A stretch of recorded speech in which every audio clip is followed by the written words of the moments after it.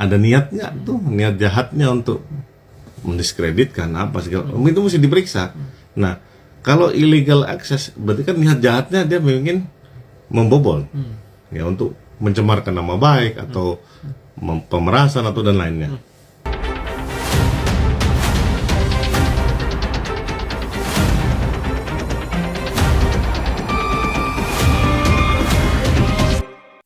Ketika memang ada dugaan dari suatu tindak pidana, memang harus dibuat terang dulu sebuah peristiwa itu. Nah, tapi ya terus terang ya yang harus diperhatikan tuh legal standing dulu sebetulnya. Apakah mereka tuh yang dirugikan atau siapa yang dirugikan? Nah, makanya kalau dirugikan kenapa dirugikan? Nah, makanya kan mesti diperhatikan itu apakah si pemilik itu bisa membocorkan. Nah, logika penerapan unsur di dalam sebuah perkara pidana itu kadang-kadang debatnya panjang, tapi biasanya nggak jauh-jauh konsensusnya dapatnya kan. Contoh kayak ini dugaan ada illegal access. Artinya illegal access itu kayak dia membobol, hacker. Logikanya tuh hacker. Jadi bukan dia punya akses terus dia ngopi terus tiba-tiba dia lalai. Itu beda lagi. Makanya mudah-mudahan Pak Polisi jauh lebih bijaksana lah dalam penanganan ini daripada dia kayak zaman dulu dia harus follow the crowd ya. Kayak zamannya Boril ya. Ya kan kasihan juga kan gitu loh. Artinya itu trial by the press. Bang, tapi terkait dugaan ini masih dengan terkait V yang mantan suami yang punya akses terkait CCTV tersebut yang untuk memonitor anak-anak yang di rumah, yang masih rumah bersama lah berarti rumahnya dan anak-anaknya. Ini gimana nih Bang? Akan menjadi bola liar, berarti bola panas bagi keluarganya V tersebut. Ya, memang kalau kayak gitu tidak bisa dikesampingkan yang namanya mens rea. Ada niatnya tuh, niat jahatnya untuk mendiskreditkan apa segala, itu mesti diperiksa. Nah, kalau illegal access berarti kan niat jahatnya dia ingin membobol, ya, untuk mencemarkan nama baik atau pemerasan atau dan lainnya. Makanya kalau dia punya akses terus dia tiba-tiba dia lalai, terus dia tiba-tiba diambil sama orang, memang harus didudukkan dulu perkaranya. Apakah ada mens reanya, ada niat jahatnya, atau memang ya pas lagi teledor aja kan, nggak tahu juga. Makanya cerita ini mesti cocok dulu, harus ada petunjuknya, kemudian barang buktinya ya, kemudian ada saksinya. Nggak bisa dikedepankan cuman keterangan saksi doang, katanya ini mesti scientific, bener-bener scientific crime investigation. Nggak bisa cocok logi atau model netizen investigation ya. Jadi ya mudah-mudahan lebih profesional lah. Dan menurut pernyataan dari Viola itu yang masih sebagai saksi dari satu manajemennya Inara, dia bilang dia pernah dikasih lah ya bukti video tersebut, dan dia bilang wah gila dong Pak, kalau ini bisa berurusan sama penjara nih sama polisi nih, udah hapus, tapi itu tidak dihapus. Itu dia dapat dari temennya itu, entah dari teman satu manajemennya atau gimana, kita nggak tahu. Dan ternyata Bang, yang mengenai mens rea itu yang menghebohkan menurut insan kami juga yang kemarin dia diperiksa ya di Mabes, dia bilang ini ada dugaan motifnya itu diperjualbelikan untuk ada keuntungan. Gimana Bang bisa segila ini Bang? Ya menurut saya bisa-bisa aja. Ini kan apa namanya ilmu cocok logi ya. Artinya kan ya mencoba menempatkan suatu rangkaian kejadian itu menjadi satu cerita yang memang kalau kita baca dulu waktu zaman saya itu cerita stensil lah. Cerita apa namanya semi-semi nggak jelas gitu kan, ya kan, termasuk romantik seksual yang mencoba vulgar begitu.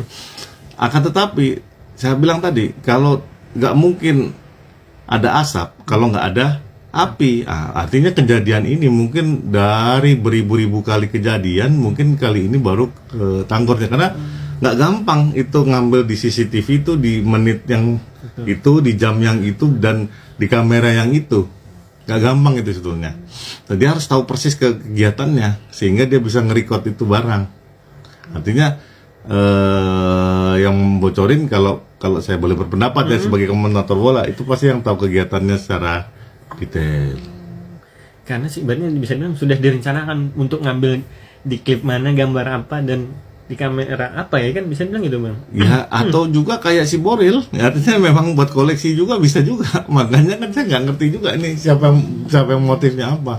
Tapi sebagai komentator bola yang tadi saya bilang, bisa seluas itu. Nah, karena wild fantasy ya, artinya kan aneh-aneh. Ya kan, yang memang mesti ditertipin ini, karena memang soal moralitas di Indonesia itu menurut saya udah dol, karena Komdigi sebagai penjaga getaway dari alam maya di Indonesia ini kelihatannya ya judul aja lolos, apalagi yang beginian. Saya juga nggak ngerti nih mereka punya motif apa sebetulnya. Bang, tapi akhirnya dibantah oleh ibaratnya pihak yang pertama yang ngasih tau video tersebut kan Mawa ya. Dan Mawa kan pernah bilang itu dapat dari kakaknya, dan kakaknya bilang dari orang lain, ternyata dari orang lain bukan kakaknya. Dan pihak dari Mawa bilang katanya ini bukan dari mantan suaminya, bukan dari si V tersebut, dan diamini oleh ibundanya itu Eva Manuel bilang dia pernah menanyakan langsung ke V tersebut, anaknya sendiri yang mantan suaminya ini kan.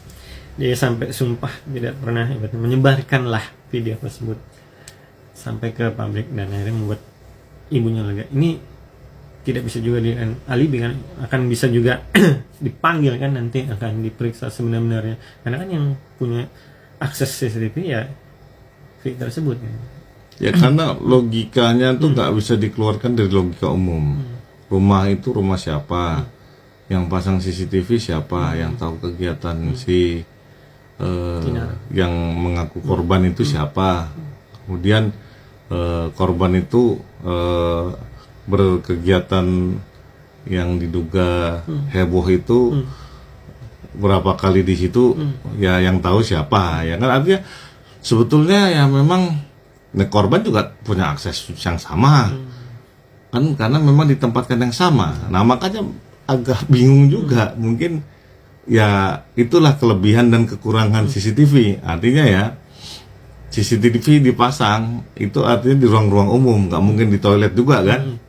Nah kalau ada kejadian di ruang umum, gue nggak ngerti ini apa gitu loh itu.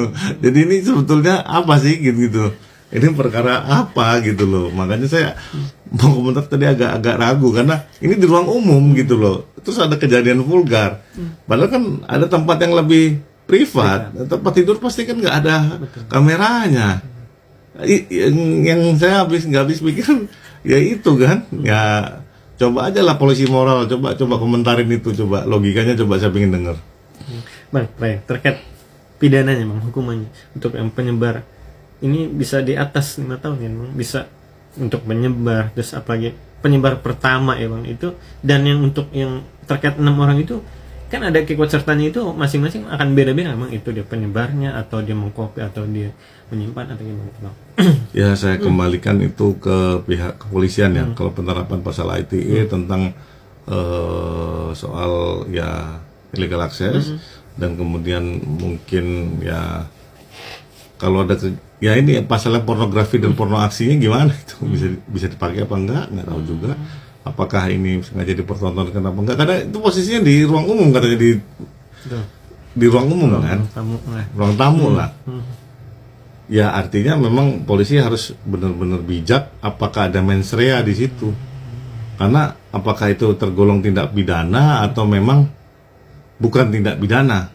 Nah untuk menempatkan itu memang harus berbicara dengan ahli ya, sehingga ini posisinya bagaimana supaya soal CCTV yang bocor itu apakah itu termasuk bagian pelanggaran pidana atau kegiatan yang direkam sama CCTV itu yang pidana. Itu yang sebetulnya harus jadi perhatikan masyarakat umum.